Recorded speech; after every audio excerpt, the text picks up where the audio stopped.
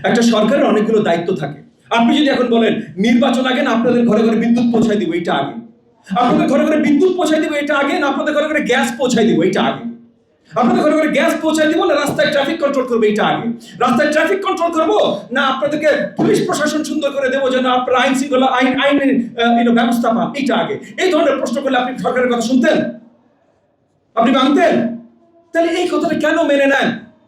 কিছু তরুণ এসে যারা দুনিয়া দেখে নাই, যারা জীবনে কোনো চাকরি করে নাই, ব্যবসা করে নাই, রাজনীতি করে নাই, কিচ্ছু করে নাই, আজকে একটা চাকরি চালাতে দিলে পারবে কিনা আপনি জানেন না, হয়তো পারবে, কিন্তু আপনি জানেন না। তারা এসে না বুঝে একটা কথা বলছে, এইটা আগে না, ওইটা আগে, ওইটা আগে না। বিচার ব্যবস্থা কেমনে হয় তারা জানে? ভাই, গত 15 বছর হাসিনা আমাদের উপরে একটা মামলা দিয়েছে, আমরা উকিল না হলেও শিখে যেতে বাধ্য হয়েছি বিচার ব্যবস্থা কিভাবে কাজ করে। কারো বিচার করতে চান, সঠিকভাবে বিচার করতে চান, বছরের পর বছর চলে যাবে।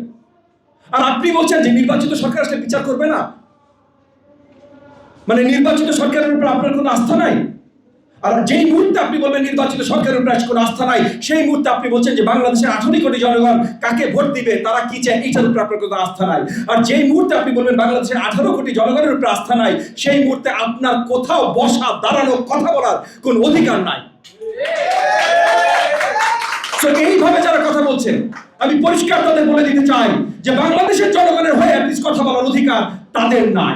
এই অধিকার যদি অর্জন করতে চান, ভোট দেন, ভোট নিয়ে আসেন, তখন আপনি বলবেন আমরা চুপ করে শুনব।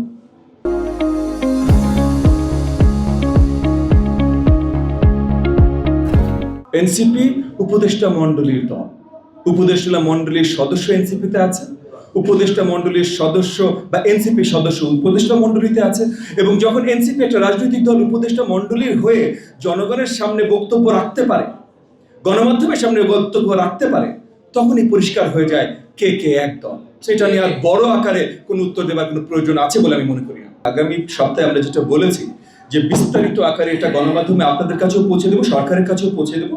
এখানে আমরা বড়দাকে এই আলোচনা রেখেছি, ওটা অত্যন্ত গুরুত্বপূর্ণ যে আসলে সঠিক সময় যদি নির্বাচন এই সরকার দেয়, যেটা তাদের দায়িত্ব, তাহলে এই বাজেটের পুরো মেয়াদকালীন আসলে তারা সরকার পরিচালনায় থাকবেন না।